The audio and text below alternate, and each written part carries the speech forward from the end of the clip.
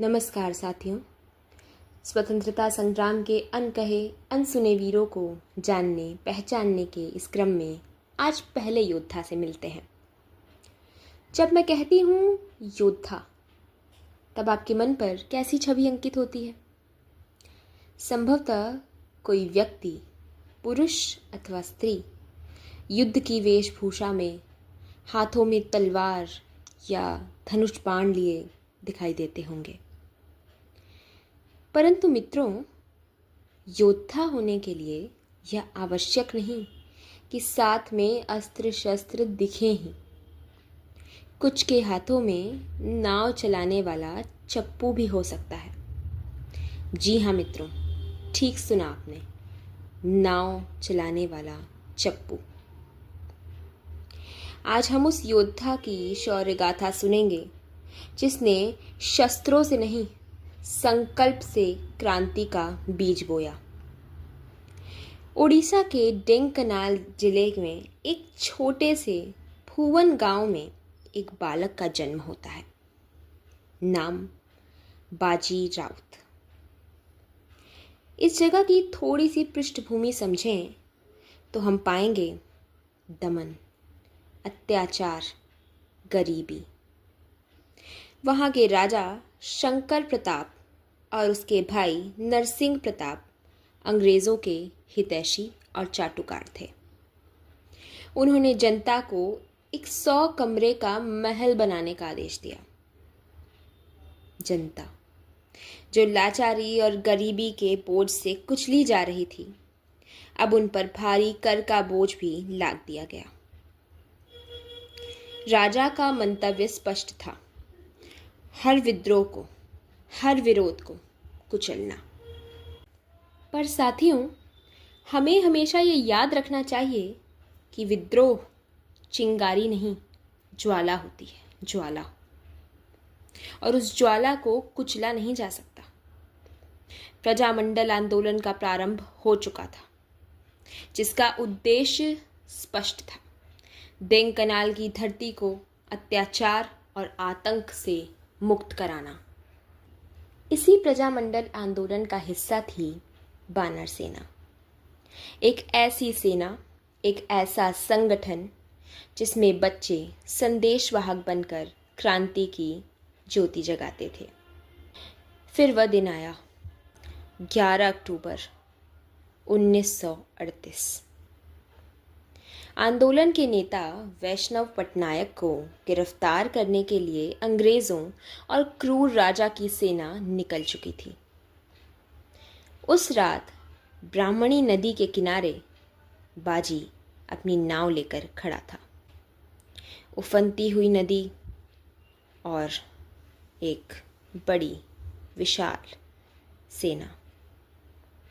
उसे आदेश हुआ, हमें नदी पार कराओ।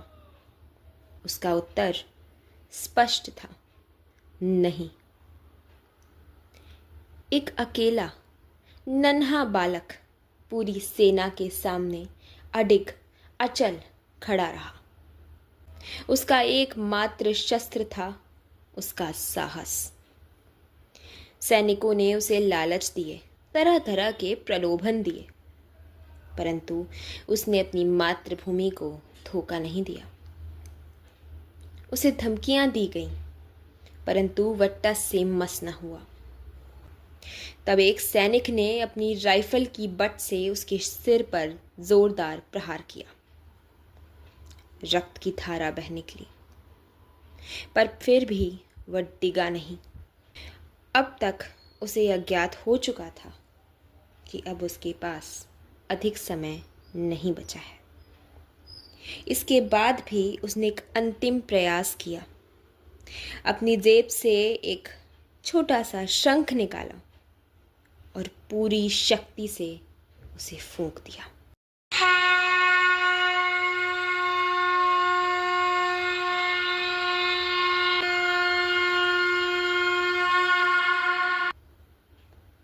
यह मात्र शंखनाद नहीं, एक संदेश था, क्रांति का बिगुल था। इससे पहले कि कोई उसकी सहायता के लिए पहुंचता, सैनिकों ने गोलियों की बौछार कर दी और नन्हे से शरीर को गोलियों से बींध डाला। बाजी ने वीर गति पाली। गांव में जब बाजी की शहादत की खबर पहुंची तो एक जन आक्रोश उतर आया। गांव वालों पर भी गोलियां चलाई गईं। अत्याचार की सारी सीमाएं पार हो गईं। बाजी का शव एक बैलगाड़ी पर लाया गया। क्रांतिकारी कवि सच्चिदानंद राउत राय जब बाजी के अंतिम संस्कार में सम्मिलित हुए तब उन्होंने कहा, साथियों, ये चिता नहीं, जब देश घने अंधकार में डूबा है, ये हमारी स्वतंत्रता की ज्वाला है, ये हमारी मुक्ति की ज्योति है।